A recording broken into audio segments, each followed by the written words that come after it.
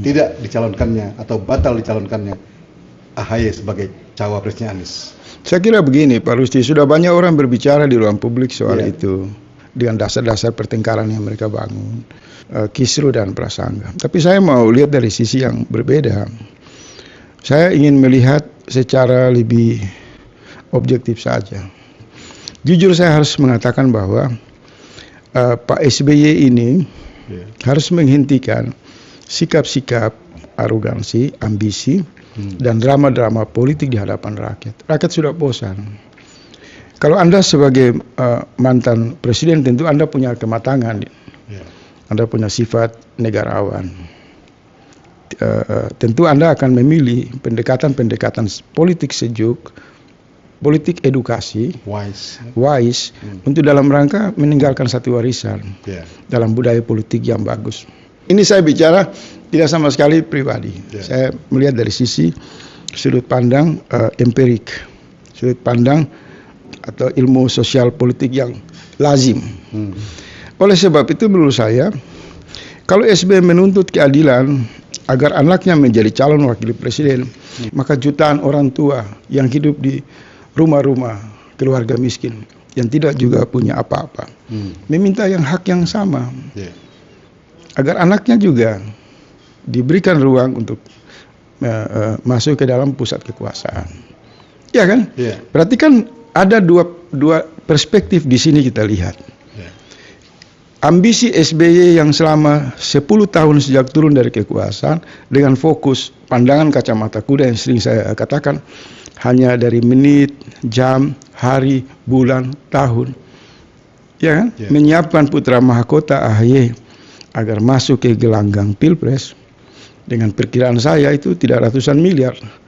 Operasional politiknya pasti kan triliun itu. Sudah menyentuh triliun. Karena memobilisasi media, membangun berbagai logistik untuk kepentingan partai politik, ya kan, dan juga menyiapkan satu industri pencitraan dalam rangka membangun image positif terhadap Agus. Itu biayanya besar. Sementara di rakyat ini mereka tidak punya apa-apa, tapi anak-anak mereka prestasi dan jumlahnya jutaan orang. Keinginan kuat Pak SBY untuk terus mendorong atau memaksakan AHY sebagai calon wakil presiden bukan hanya dengan Pak Anies, tapi dengan calon capres potensial manapun, baik itu Ganjar, mungkin Sandiaga dan lain-lain. Ini memberi kesan sangat kesenjangan politik, ketidakadilan di dalam berpolitik. Karena satu orang mantan presiden yang punya warisan mungkin ratusan triliun, yang punya partai politik, yang memposisikan anaknya sebagai ketua umum partai, selama hampir 10 tahun hanya bekerja menyiapkan anaknya masuk ke proses seleksi kekuasaan calon wakil presiden. Sementara Pak SBY mesti sadar, hari-hari ini jutaan orang tua sangat menderita, menyiapkan anaknya sekolah saja susah. Jutaan anak-anak muda yang lahir dari depresi ekonomi, ketidakkesenjangan ekonomi, dari rumah-rumah orang-orang miskin ini sangat potensial, cerdas dan cemerlang. Hanya mereka tidak bisa karena orang tua mereka tidak seperti Pak SBY yang punya harta banyak, bisa manjakan AHY. Orang-orang tua mereka bekerja di petani, buruh, nelayan, tukang ojek untuk anak-anaknya bisa makan, bisa sekolah, dan kita lihat kan banyak mereka cerdas. Ini menimbulkan dua pertentangan dalam realitas politik. Sebenarnya SBY harus bercermin kepada kenyataannya. Bahwa saya sudah 10 tahun berkuasa, sudah menikmati kekuasaan, fasilitas kekuasaan, anaknya, istrinya, keluarganya, pengikutnya. Maka harus legowo menghentikan transformasi kekuasaan berikutnya kepada anaknya. Karena publik akan mengatakan, rakus sekali Anda. Sudah 10 tahun berkuasa. Terus 10 tahun lagi membelanjakan uang yang sangat banyak, hampir triliun rupiah, untuk demi membuat AHY jadi calon wakil presiden. Coba Pak SBY membayangkan, bagaimana perasaan jutaan orang-orang miskin menyaksikan perilaku kekuasaan yang korup seperti itu. Perilaku politik dinasti seperti itu.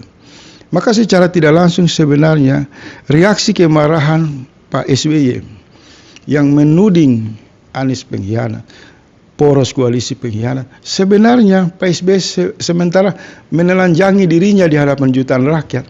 Dialah yang sebenarnya dimaksud pengkhianat, karena dia hanya mementingkan anaknya dari warisan kekayaan yang dia kumpulkan mungkin ratusan triliun, demi anaknya bisa kembali masih ke pusat kekuasaan dan menikmati empuknya kekuasaan. Sementara jutaan rakyat hanya menjadi penonton. Jutaan anak-anak muda yang jauh lebih cerdas, jenius, punya integritas, punya moralitas, hanya tersinggih di panggung demokrasi. Dua realitas ini Pak Rusdi, sudah bisa rakyat mengambil kesimpulan bahwa harus dihentikan sandiwara seolah-olah menjadi korban, seolah-olah dikhianati yang dilakukan oleh Pak SBY. Masih ada waktu tersisa bagi Pak SBY, Pak Agus untuk menyampaikan permohonan maaf di hadapan publik. Pertama, saya SBY dan AHY minta maaf karena hak sebagai calon wakil presiden bukan hanya anak saya, tapi itu juga hak dari jutaan anak-anak muda yang potensial. Maka saya menghentikan perilaku politik dinasti, politik feodalistik. Karena ini satu perilaku yang tidak disukai oleh rakyat, dimurkai oleh Allah, dan paling dibenci oleh orang berakal. Dan sudah pasti perilaku ini adalah pintu masuk bagi penghancuran peradaban dalam demokrasi. Permohonan maaf kedua juga harus ditujukan ke Pak Surya Paloh, ke Pak Anies. Saya SBY dan AHY mohon maaf terlanjur sebelum tabayun telah menuding Anies sebagai pengkhianat. Bicara di ruang publik ya. Surya Paloh pengkhianat. Bahkan tudingan itu dengan melibatkan pengikutnya dalam satu mobilisasi politik yang sangat tidak beradab. Permohonan maaf yang ketiga yang harus dilakukan oleh SBY dan AHY adalah mengatakan, saya SBY mengajak anak saya Ketua Umum Partai Demokrat untuk menghibahkan Partai Demokrat kepada kader Demokrat atau kepada rakyat, sehingga partai ini tidak digunakan sebagai fasilitas untuk operasional kepentingan politik dinasti. Karena politik dinasti, politik feodalistik itu adalah musuh seluruh rakyat Indonesia. Karena itu ciri perilaku politik koruptif, munafik, hipokrit dan lain-lain. Maka harus diakhiri. Kalau penyampaian maaf ini disampaikan oleh Pak SBY dan Pak AHY, saya yakin bahwa akan terjadi arus balik rasa simpati rakyat kepada Pak SBY. Dan orang akan tepuk tangan. Ternyata Pak SBY sangat legowo, tulus, sangat menjaga perasaan jutaan rakyat kecil, dan berhenti dengan tabiat politik baperan, politik hipokrit. Tapi kali ini tampil bicara jujur di ruang publik, menyadari bahwa tindakannya salah. Ini bagus, supaya memberi contoh kepada elit lainnya. Tetapi kalau ini tidak dilakukan, saya kasih ingat, kita ini mau menutupi semua kejahatan kita dengan aneka sandiwara. Tapi Allah itu melihat dengan sangat terang. Akan terbongkar semua itu. Tidak kuat menahan laju keinginan dari kebenaran. Apalagi di tengah situasi rakyat yang sangat sungguh-sungguh menantikan perubahan. Lahirnya kepemimpinan yang bagus. Lalu muncul tindakan-tindakan Pak SBY yang hanya mementingkan kepentingan pribadi dan anaknya, lalu mau menghancurkan, membumi hanguskan jalan perubahan ini, maka doa orang-orang kecil itu akan berlaku dalam waktu yang cepat. Pak SBY itu akan memasuki orbit lumpur penyiksaan moral dari seluruh rakyat Indonesia.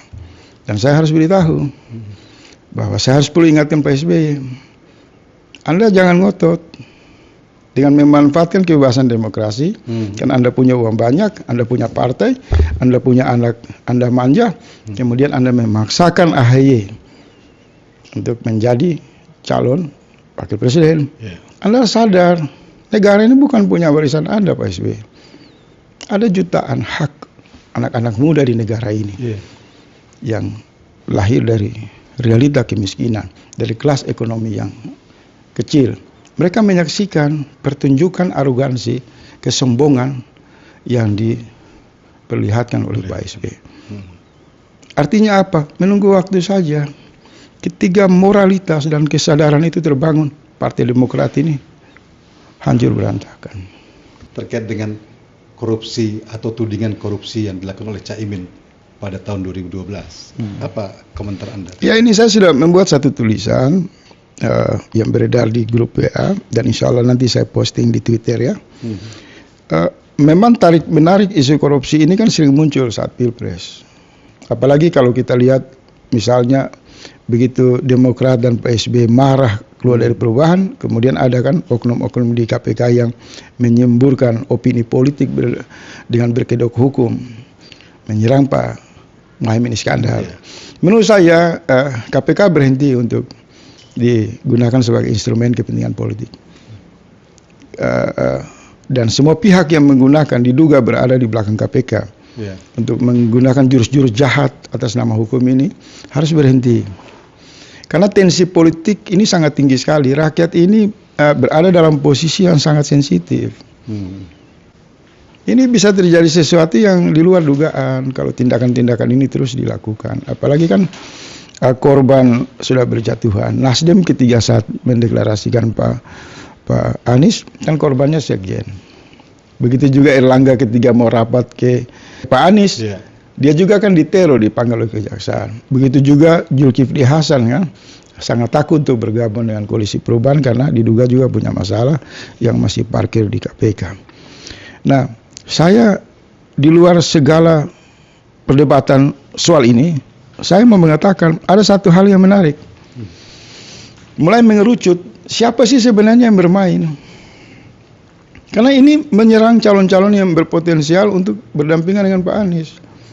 Maka secara otomatis ada dugaan dari kelompok yang berpikir strategi, sangat tenang, meneropon dengan kemampuan investigasinya. Ada dugaan tangan-tangan Pak SBY itu juga bermain dengan membangkitkan watak lama beliau kan. Karena memang ketika meninggalkan peristiwa Anas Urbaningrum itu kan masih membekas di hati rakyat bahwa Pak SBY ini memang masih punya jaringan-jaringan silumannya di ini dugaan ya. Dan korbannya orang yang paling setia dengan Pak SBY yaitu Pak Anas Urbaningrum. SBY, Demokrat dan AHY terkait dengan bahwa Anies Baswedan berkhianat atau menjadi pengkhianat. Saya begini, saya tidak terlalu mau masuk ke wilayah yang terlalu jauh. Cuma saya menangkap beberapa tokoh juga kan selain SBY. Misal Pak Rocky Gerung itu juga melakukan serangan kepada Caimin, mengatakan bahwa Anies itu membawa tong sampah. Kemudian Rocky juga mengatakan Anies patuh kepada Surya Paloh.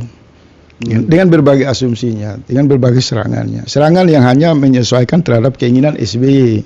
Sehingga kita lihat serangan Pak Rocky Gerung itu hanya untuk melengkapi kemarahan Pak SBY. Karena memang mereka punya hubungan yang kuat.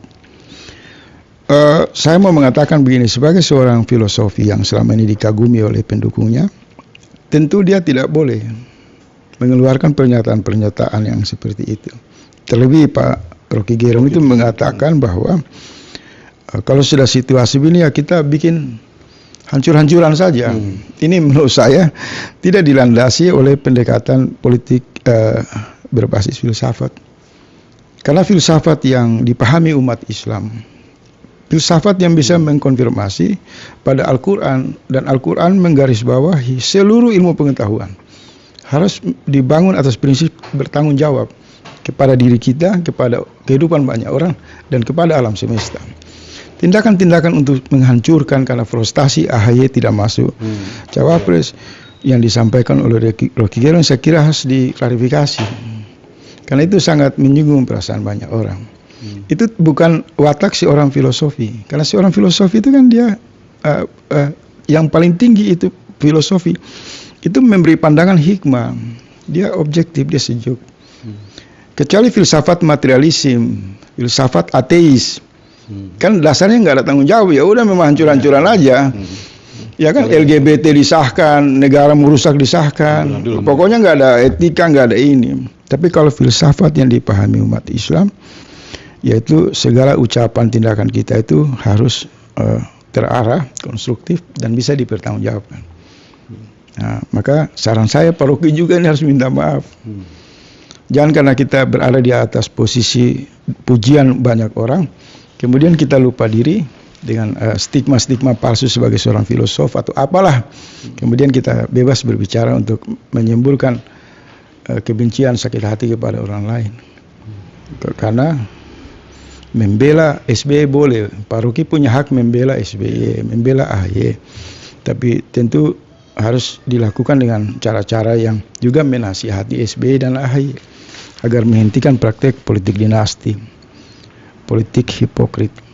Segera mewakafkan Partai Demokrat ini kepada rakyat.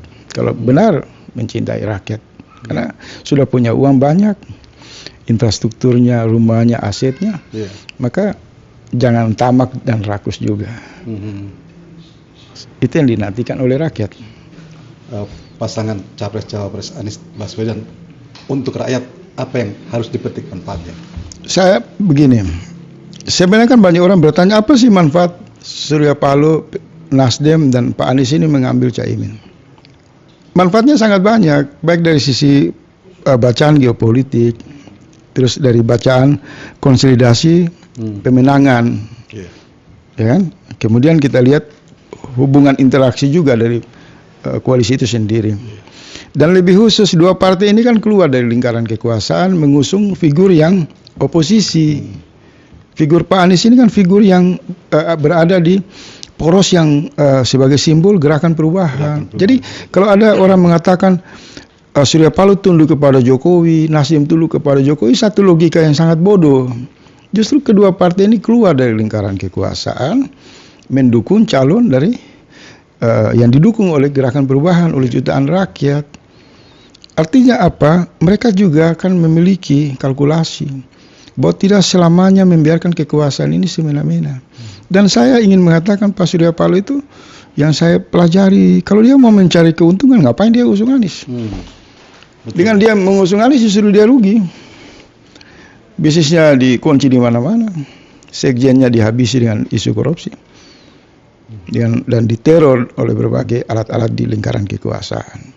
Jadi pandangan Rocky Gerung dan SBY dan kawan-kawan bahwa Surya Paloh tidak memilih Caimin karena merujuk ke Jokowi itu satu fitnah besar. Saya ada di poros lobi-lobi strategi itu, saya tahu. Itu pembohong semua. Justru Pak Surya Paloh itu datang ke istana, dalam bacaan publik itu menangkap bahwa Pak Surya Paloh mengatakan kepada Jokowi, saya punya sekjen sudah dihabisi oleh kejaksaan. Sementara Erlangga dan lain-lain punya kasus, kalian tidak angkat. Ini saya mau ambil Caimin. Kalau masih lagi menggunakan tangan-tangan kekuasaan di jalur hukum untuk menghabisi Caimin, maka saya bersama rakyat ini akan ngamuk. Kita akan lakukan perlawanan. Nah itu kan terbaca setelah orasi di satu bulan lalu kan. Jadi orang ini semua hanya melakukan fitnah-fitnah saja. Orang tidak melihat rantai perjalanan peristiwa ini secara utuh. Kenapa? Satu, pikiran-pikiran mereka itu penuh dengan hasutan dan prasangka. Tidak didasari oleh prinsip konfirmasi. Satu basic analisa yang didasari oleh tabayun, dugaan. Oleh sebab itu berhenti. Pak Rocky boleh saja dukung Pak Prabowo kan, yang saya dengar juga dukung Prabowo beliau kan, atau mencoba untuk mencoba untuk menghibur perasaan terlukanya Pak SBY, tapi tidak etis menyerang ke Pak Anies dengan serangan-serangan yang berlebihan, karena bisa terjadi pukulan balik. Kedua, saya ingin mengatakan ada janganlah saya udah ketemu orang-orang ini, saya baca psikologinya ini hanya jago bicara aja. Saya udah ketemu langsung, nggak ada apa-apa ini. Ini cuma menghafal 1000-2000 kata terus kemudian bermain dengan retorika saja. Intinya semua pengabdian itu dilakukan demi kepentingan menjaga SBY dan AHY. Nah, kalau posisi Pak Rocky seperti itu saya kira tidak terlalu bagus. Harus segera kembali ke arus perubahan dan konsisten mendukung Pak Anies dan bersama masyarakat. Tapi kita kan juga nggak bisa paksa. Kalau Pak Rocky Gerung dan kawan-kawan tidak suka dengan Caimin dan mau menyeberang mendukung Pak Prabowo, ya umumkan saja. Ini kan hak politik. Biar kita saling beradu argumentasi. Karena di sana kan juga ada banyak kasus. Jangan tajam ke seseorang terus tumpul ke SBY dan AHY. Kira-kira seperti itu Pak Rusdi. Bung Faisal Asgaf, terima kasih sudah bersama kami. Sampai ketemu lagi. Terima kasih.